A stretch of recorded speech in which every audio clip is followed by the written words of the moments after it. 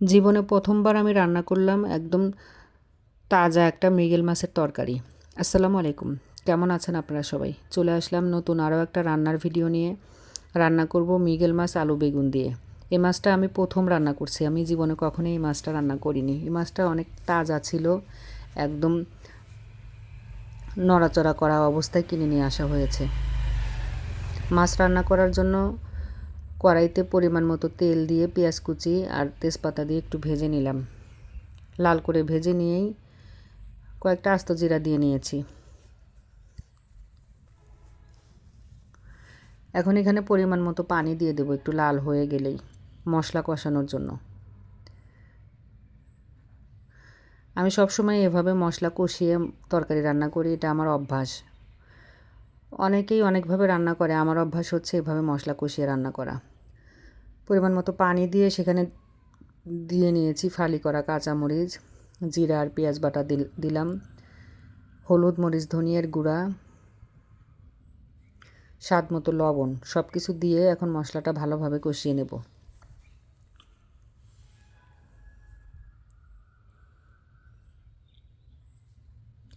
মশলা কষানো হয়ে গেলে তেল উপরে উঠে আসলে এখন মাছের পিসগুলো আমি একে একে দিয়ে নিচ্ছি। অনেকগুলো পিস নিয়েছি, বাসায় অনেকগুলো মানুষ, আর মাছটা একদম টাটকা ছিল। রান্না করার পরেই তরকারিটাও অনেক বেশি মজা হয়েছিল।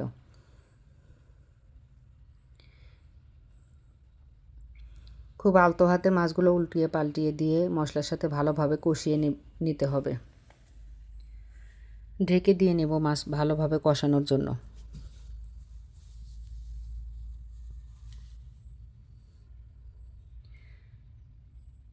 উল্টিয়ে দিচ্ছি মাছের পিসগুলো, এপাশ ওপাশ দুপাশই সিদ্ধ হয়ে ভালো করে কষিয়ে নিচ্ছি সিদ্ধ করে।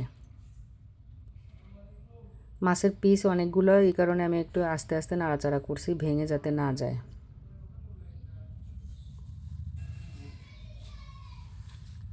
মাছগুলো কষানো প্রায় হয়ে গেছে, তেল উপরে উঠে আসছে। আমি সবগুলো মাছের পিস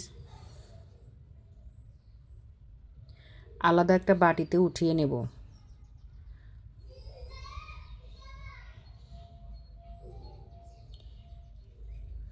একই তেল মশলার মধ্যে আমি এখন সবজিগুলো কষানোর জন্য মাছ আলাদা উঠিয়ে নিচ্ছি। আলু বেগুন দিয়ে এখন আলু বেগুনটা কষিয়ে নেব। সামান্য একটু পানি দিয়ে নিচ্ছি, না হলে মশলা নিচে লেগে ধরবে, পুড়ে যাবে। সবজিটা ঢাকনা দিয়ে ঢেকে কিছুটা সময় নিয়ে সবজি কষিয়ে নেব।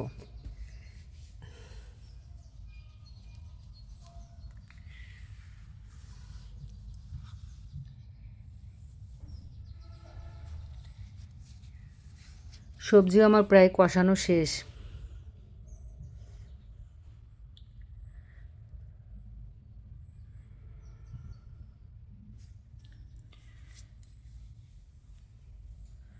নেড়ে চেড়ে ভালোভাবে কিছুক্ষণ মশলার সাথে সবজিটা কষিয়ে নিয়ে আমি বারবারই ঢেকে দিয়ে সবজিটা কষিয়ে নিচ্ছি, কারণ মাছ সবজি যতটা ভালো কষানো যাবে ততই তরকারি টেস্টি হবে। এখন আমি ঝোলের পানি দেব। সবজি কষানো শেষ, ঝোলের পানি দিয়ে আলু বেগুনের উপর দিয়ে এখন মাছগুলো সব কষানো মাছগুলো দিয়ে দিব।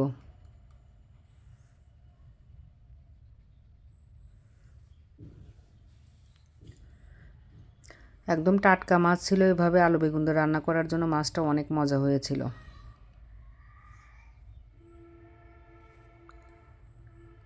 ঢেকে দিয়ে কিছুক্ষণ রান্না করব, আর নামানোর আগ দিয়ে দিয়ে নেব ফোড়ানি বাটা।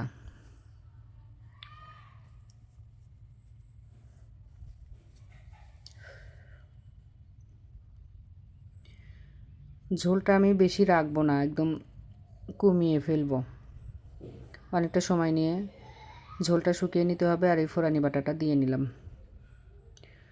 সব মশলাই দেওয়া শেষ, লবণ দেখে ঝোলটা কমিয়ে নামিয়ে নিলেই মজাদার একটা আলু বেগুনের ঝোল তরকারি রেডি হয়ে যাবে মাছ দিয়ে।